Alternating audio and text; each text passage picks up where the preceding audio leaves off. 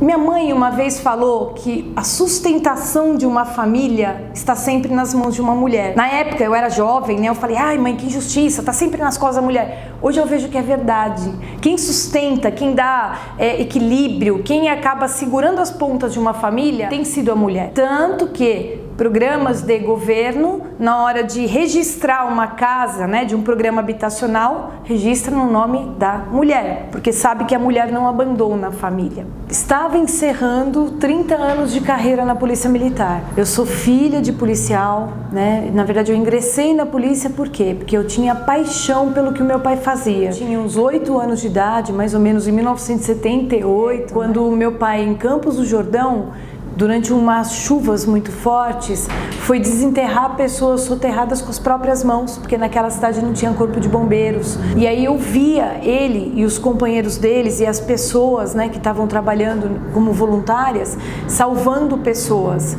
E aquilo me impressionou tanto e naquele momento eu decidi que eu queria ser policial. Passado um tempo eu entrei na primeira turma de mulheres da Academia do Barro Branco. Nós éramos 15 mulheres numa turma de uma academia com 800 homens, uma academia que já estava com mais de 160 anos de existência, né? Esse foi um primeiro grande desafio da minha vida, tá? Ingressando numa carreira militar como policial, com o ideal de servir pessoas. Ao terminar esses 30 anos de carreira, eu estava comandando uma região onde eu sonhava trabalhar, que era a região metropolitana do Vale do Paraíba e Litoral Norte. São 39 cidades, 7 batalhões, 3.500 homens e mulheres, né, sob nossa responsabilidade, quase 700 viaturas. Eu senti que eu estava coroando com chave de ouro a minha vida profissional. E de repente, pelo contexto brasileiro, por essa questão toda que a gente vive nos dias de hoje, e principalmente quando minha filha, eu tenho 2 filhas, uma de 16 anos e uma de 23,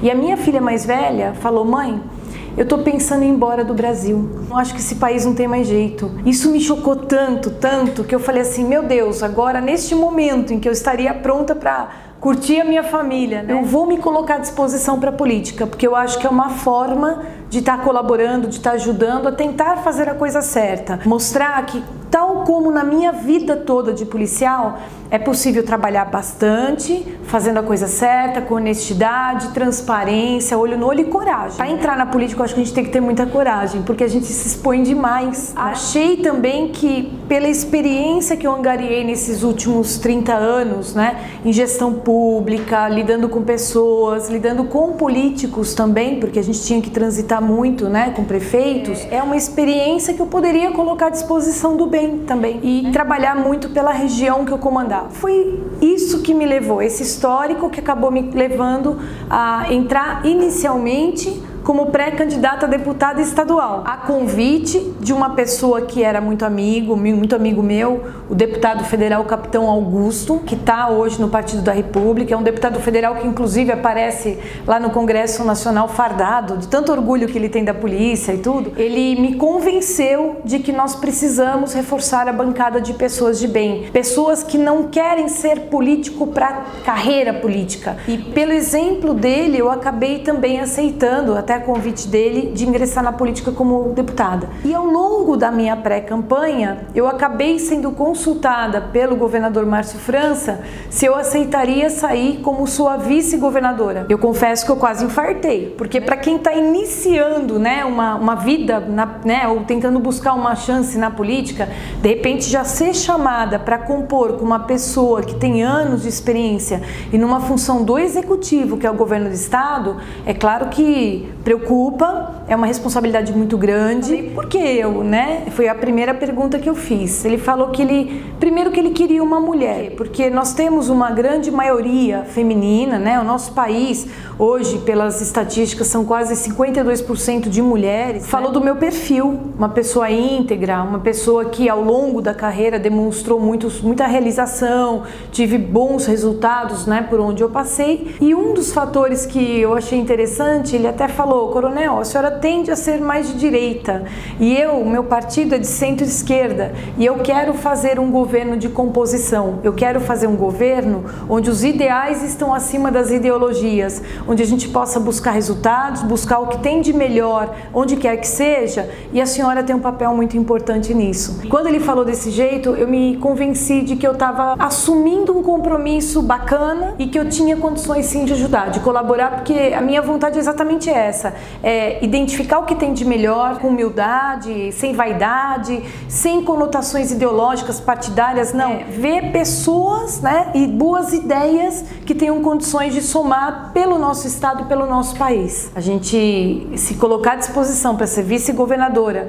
do estado, que é a locomotiva do Brasil, é uma responsabilidade muito grande, mas aceitei o desafio, estou disposta a fazer o meu melhor, trabalhar com honestidade, coragem, ouvir as pessoas, identificar quais são as demandas e procurar ser uma interlocutora, uma facilitadora num processo de melhoria, num processo de boa gestão pública. Eu acho que eu sou uma candidata de equilíbrio. Como eu nunca fui política, o que eu sempre busquei é o equilíbrio. Eu acho que extrema esquerda, extrema direita, isso não resolve, eu acho que só está gerando polarização de ódio. Qualquer um dos lados tem coisas boas e coisas ruins. O que eu acho que a gente tem que buscar é o caminho do meio, o caminho da conciliação, do equilíbrio, do respeito acima de tudo, né? Quanto mais diferentes as ideias, mais rico é o debate, não é verdade? Quando a gente consegue trazer diferentes opiniões, diferentes ideias, isso pode trazer muita riqueza na decisão, desde que isso seja tratado com respeito. E a minha vida toda eu me deparei diante de grandes desafios, como comandante de polícia.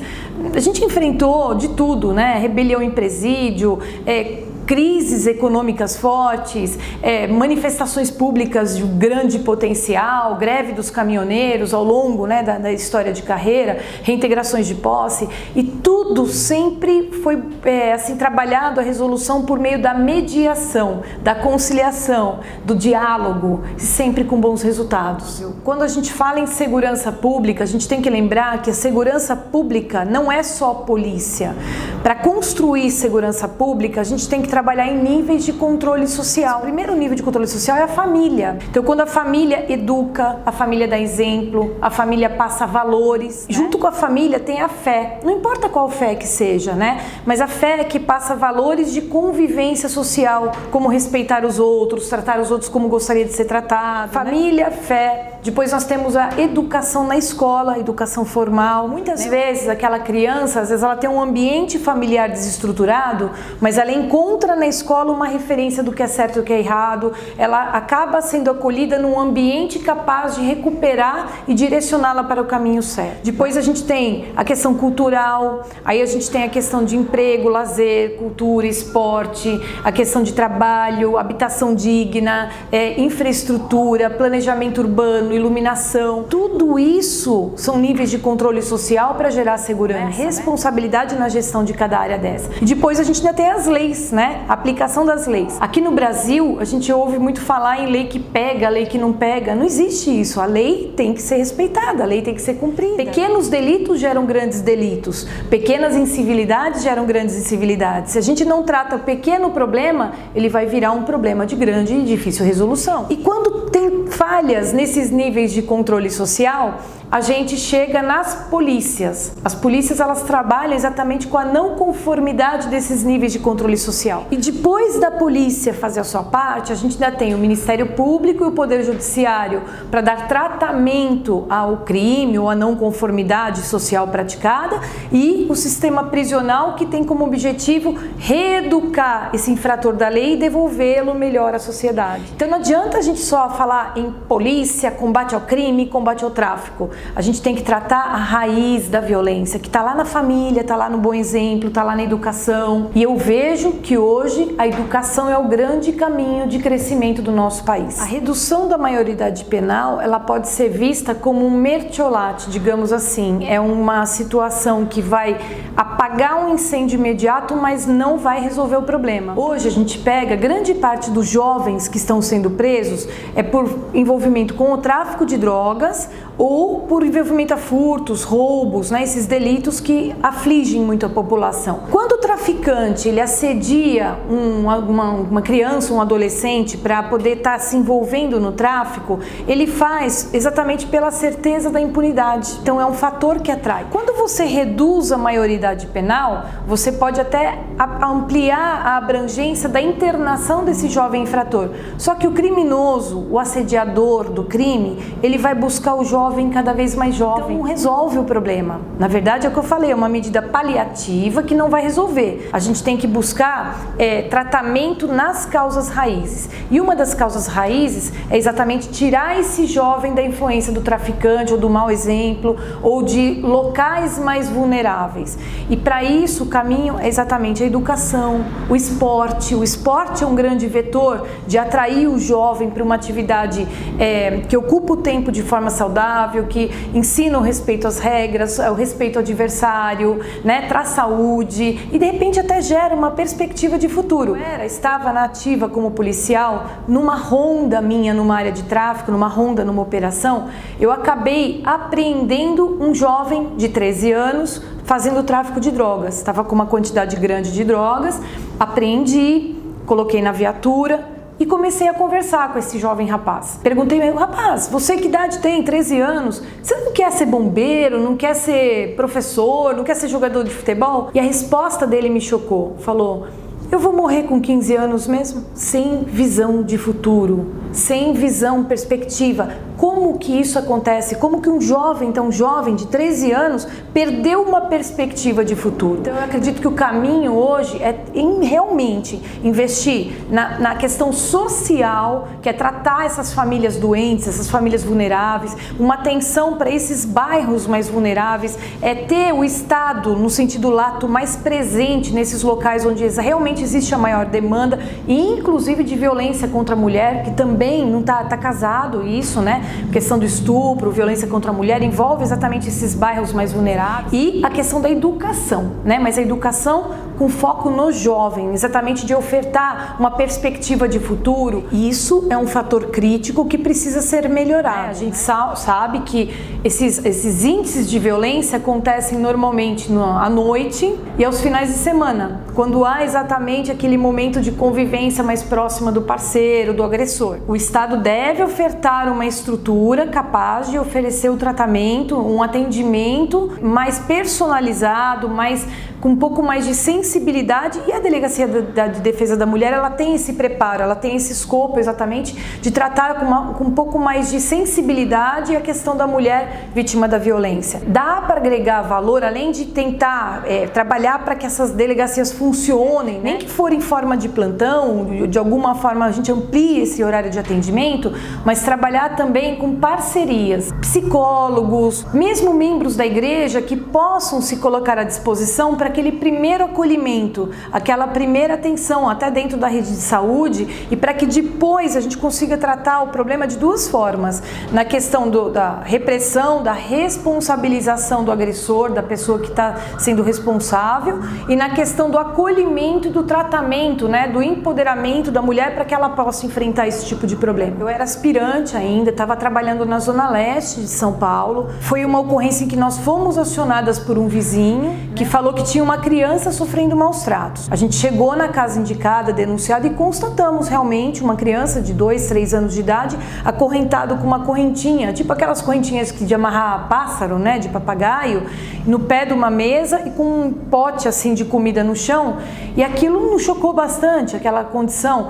Tivemos que arrombar a porta, recolher, né, aquela criança, levamos à delegacia, acionamos o conselho tutelar, né, o pessoal da assistência, e no momento em que a gente estava na delegacia registrando a ocorrência, chegou a mãe, porque alguém da vizinhança avisou, né, para ela que a polícia tinha entrado e tinha levado o filho. Ela chegou desesperada, chorando muito, e aí ela explicou que ela foi abandonada pelo marido, ela foi abandonada pela família porque acabou ficando grávida, ela teve que recorrer a trabalho doméstico, e o emprego que ela conseguiu, a patroa não permitia que ela levasse o filho de forma alguma. Só que também nenhum vizinho se dispunha a olhar um pouquinho a criança, e não tinha creche. Então a solução que ela achou para a criança, para o filho não se machucar, foi essa. Fez com que eu me sentisse muito mal. Eu me senti culpada por ter atendido aquela ocorrência, por incrível que pareça, né? Fazer o meu dever, mas vendo que é um problema social a qual não competia para mim a solução. E aí a gente percebe realmente que urge um olhar especial, que a mulher possa ir para o mercado de trabalho. Ainda mais no momento em que a gente sabe que hoje grande parte dos chefes de família são mulheres. O governo e o governador, para qual eu me dispus a sair, né, como vice-governadora, ele tem uma proposta muito interessante de ampliar bastante o número de creches. E com um olhar especial exatamente para essas áreas e bairros mais vulneráveis. São coisas que a gente vê que podem ser feitas e que certamente vão colaborar bastante para que a mulher possa, né, se colocar com mais segurança e oferecer uma rede, né, de sustentação, uma rede de apoio capaz de apoiar mulheres numa condição dessa. Eu acho que é trabalhar muito com prevenção, conscientização, educação mesmo, e essa rede de apoio capaz de fazer frente a esse tipo de problema. Quando entrei na Polícia Militar, eu fiz um sagrado juramento, que é defender a população, defender as pessoas, mesmo com o sacrifício da minha própria vida. Esse foi um juramento de sangue que a gente faz quando a gente ingressa. Não teria coerência o fato de eu me colocar à disposição para doar minha própria vida em prol de alguém que eu nunca vi ou não conheço e defender o aborto. Claro que casos pontuais devem ser analisados com carinho. Então, por exemplo, quando a mulher tem o risco de morrer, vítimas de estupro, casos mais pontuais devem ser avaliados de forma pontual. Então, eu não sou assim radical, não pode, mas também eu não defendo o aborto como uma forma simplesmente de contraceptivo. E a gente tem que buscar a educação, a conscientização, o esclarecimento. Sou totalmente contra porte de arma. Eu estive em Honduras, né, há 2, 3 anos atrás, para ajudar a implantar a polícia comunitária na polícia de Honduras, é a Polícia Nacional. Lá, o porte de arma é liberado em todo o país. Tudo que é arma que você pode imaginar. E lá em Honduras nós temos a cidade mais violenta do mundo, São Pedro Sula. Então a gente vê que a liberação do porte de arma não traz o resultado esperado. Na verdade, a gente acaba gerando quase que um bang-bang. Existe uma diferença que é legal falar entre porte e posse de arma. Eu não sou favorável ao porte de arma, eu sou favorável à liberação da posse de arma, porque na verdade a lei hoje já permite. Então, o cidadão de bem, atendendo determinados requisitos que a lei exige, ele pode comprar, adquirir uma arma para ter em sua casa para autodefesa, o que eu acho perfeitamente legítimo, justo. Agora, imagina, na nossa sociedade, né, com os conflitos sociais que a gente enfrenta, onde a gente sabe que grande parte dos problemas de violência, claro, uma parte tem a ver com tráfico, uma parte com conflitos sociais. Imagina pessoas andando armadas em uma briga de trânsito, briga entre vizinhos, vai dar problema, sem dúvida não é a solução. Eu comandei muitas manifestações ao longo destes anos, pessoalmente estive lá, eu pus o capacete, estava lá junto, porque eu nunca abandonei os meus policiais, os homens e mulheres que trabalhavam comigo. E a percepção que eu tinha é que o grau de adrenalina que nós tínhamos, claramente, ela varia de acordo com o tipo de manifestação. Então, por vezes, a gente tinha manifestações bem organizadas, devidamente comunicadas, né, com antecedência, que eram bem planejadas, e que o tipo de policiamento e de postura dos policiais, claramente, ela se adequava a esse tipo de situação. E tinha manifestações que não eram avisadas, não era cumprido aquilo que a lei prevê. As pessoas vinham muitas vezes com mochilas, armadas de paus, pedras, coquetel molotov, vinham com um espírito diferenciado. Claro que a polícia ela se adequa a essa situação exatamente para garantir a ordem. E a atuação ela acontece quando há quebra da ordem, quando há quebra da lei. E há casos sim em que teremos que fazer uso da força para retomar a normalidade e para garantir o bem da maioria em detrimento de uma minoria que está causando desordem e tudo mais. Houve uma atuação necessária, mas contundente sim, a partir do momento em que manifestantes começavam a quebrar lixeiras, quebrar lojas, treinados para enfrentar situações de crise violentas, complexas, né? E o nosso treinamento é sempre no sentido de preservar a vida, de buscar a mediação, a negociação. Nesse contexto, pode sim ocorrer às vezes algum excesso por parte de uma pessoa em razão de alguma situação, e isso claramente é devidamente apurado, rigorosamente apurado. Aliás, a nossa corregedoria é uma corregedoria muito dura, né? Ela faz as apurações necessárias e é claro que a pessoa ela é punida. Todas as profissões têm seus erros e acertos. Quando a gente pega, por exemplo, uma instituição como a Polícia Militar, que faz em média ano praticamente 42 milhões de atendimentos ano, 42 milhões de atendimentos de ocorrências, de chamadas. Se somar todos os erros, vamos dizer assim, as não conformidades detectadas, dá menos do que 0,001%. Então é uma instituição que tem um índice de acerto muito grande e que detém a responsabilidade e a obrigação do uso da força em nome do Estado, para retomar a ordem, para restabelecer a ordem, né, e a normalidade. Eu não concordo com a descriminalização da droga. Para a polícia seria ótimo, um problema menos para se enfrentar. Sinceramente eu falo, para a polícia seria um grande ônus e cerca de 60% dos chamados que nós temos, muitos deles têm caráter social, e dos chamados de caráter policial que sobram, dos 40% que sobram, grande parte é relacionado à questão do uso e porte e tráfico de drogas. Se descriminalizar, provavelmente acaba deixando de ser um problema de polícia, mas vira um problema de saúde pública. A gente começa a analisar nos países onde ocorreu a descriminalização, tem países que já estão retroagindo nessa decisão. Então a gente pega a Holanda, né, que sofreu problema de grande deterioração do ambiente da cidade nos locais onde houve a liberação do uso de droga. Antes de uma decisão dessa, tem que ser muito bem avaliado a capacidade, primeiro, de fiscalização e, sem dúvida, na minha opinião, não vai resolver o problema do crime. Aonde foi liberado, isso não eliminou a questão de máfias, do tráfico. Na verdade, houve uma estruturação ainda melhor dos criminosos no sentido de gerar um comércio paralelo, ou mesmo aumentar bastante o roubo, o furto de pessoas que, para poder adquirir a droga, vão cometer outros crimes para poder ter recursos para, como nós já temos hoje, né? Pessoas que furtam dentro da sua própria casa, pessoas que cometem roubos, né? Que eu vejo como solução para o tráfico são duas frentes. Nós tratamos só o combate ao tráfico, ao crime, nós temos que igualmente pensar na prevenção, evitar que as pessoas façam uso, que cheguem a fazer uso, e no tratamento de dependentes químicos. Quando a gente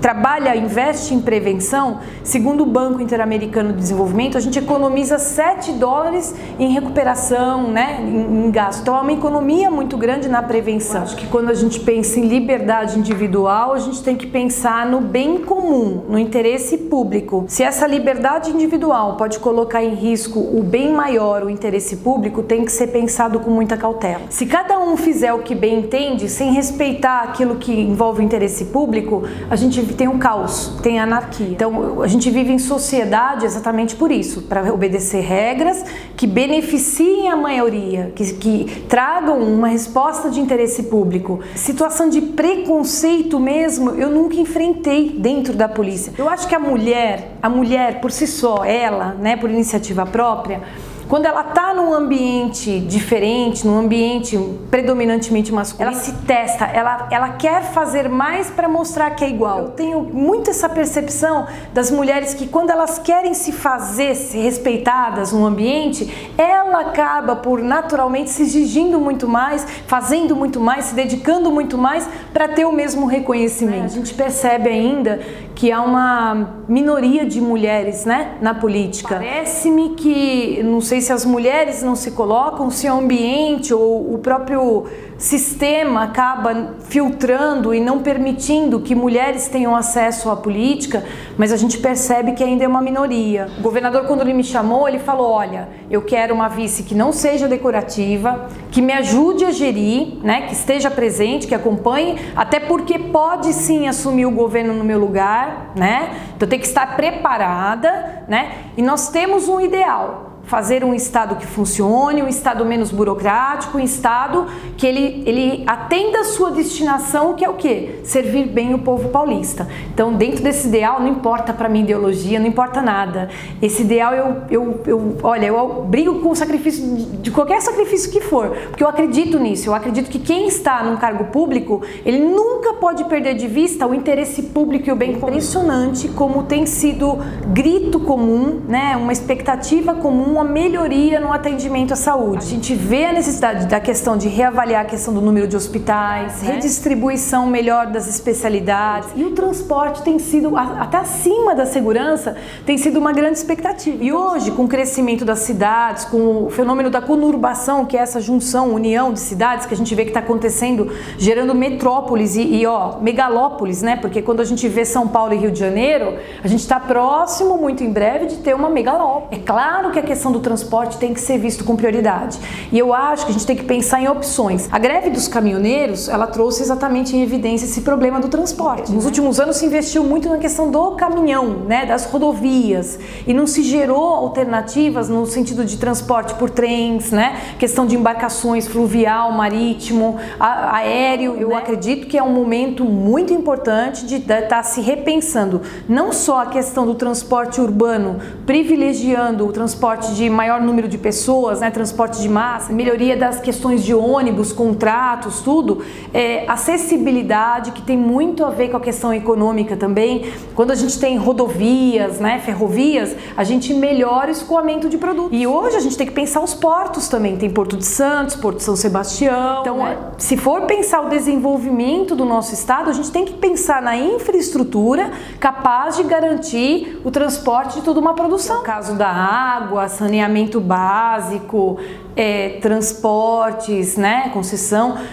Comunicação são áreas estratégicas. Na minha opinião, elas têm que ter sim uma participação, uma regulação, um controle do Estado, sem prejuízos de parcerias que possam ser feitas. Mas o Estado ele não pode abrir mão de áreas estratégicas de gestão. Então talvez até recuar às vezes ou renegociar alguns contratos para que o governo ele detenha um nível de controle capaz de garantir o bom serviço à população. Eu vejo com bons olhos toda e qualquer tentativa de se pensar uma solução para a questão dos recursos hídricos, né? A gente tem várias, vamos dizer assim, fontes, tem vários recursos importantes, e essa interligação, esses projetos que fazem interligação, claro que eu sou favorável e tem que ser pensado, inclusive já pensando nessas cidades do futuro, no crescimento, metrópoles, megalópolis, mas, né? Por outro lado, eu vejo que tem que ser visto também a questão cultural, a questão da educação ambiental, as pessoas serem educadas para não desperdiçar recursos naturais.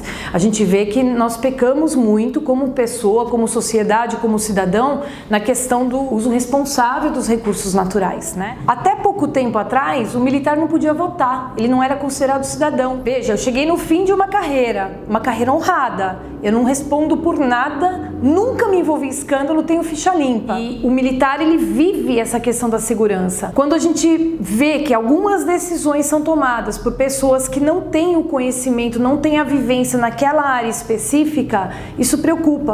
Ter pisado no barro, eu ter vivenciado do início da carreira até agora todas as mazelas da segurança pública. Eu estive com pessoas muito humildes. Eu tive que socorrer criança violentada, sabe? Criança bebê violentado. Eu tive que tirar pessoas afogadas. Eu tive que socorrer pessoas acidentadas. Foi uma vida de experiências, não só no atendimento direto à população, naquilo que é mais crítico, mais doloroso, mais aquilo que ninguém quer ver, né? As pessoas preferem não saber, e também na questão de gestão.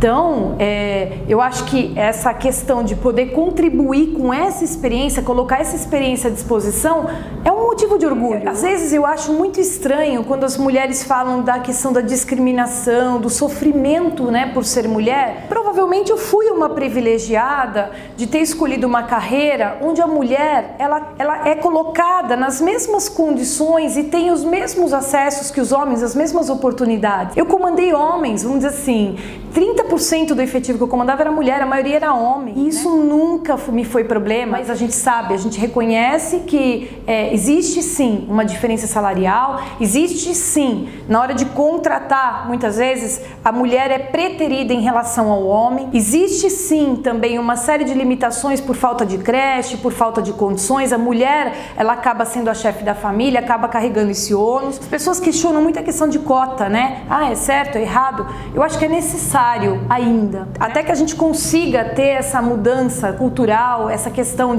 das pessoas reconhecerem que isso precisa ser melhorado. A cota é uma forma de promover o equilíbrio, né? Seja a cota racial, a cota, vamos dizer assim, feminina, e buscar exatamente essas políticas públicas capazes de gerar mais oportunidade e igualdade. E na questão da infraestrutura, né?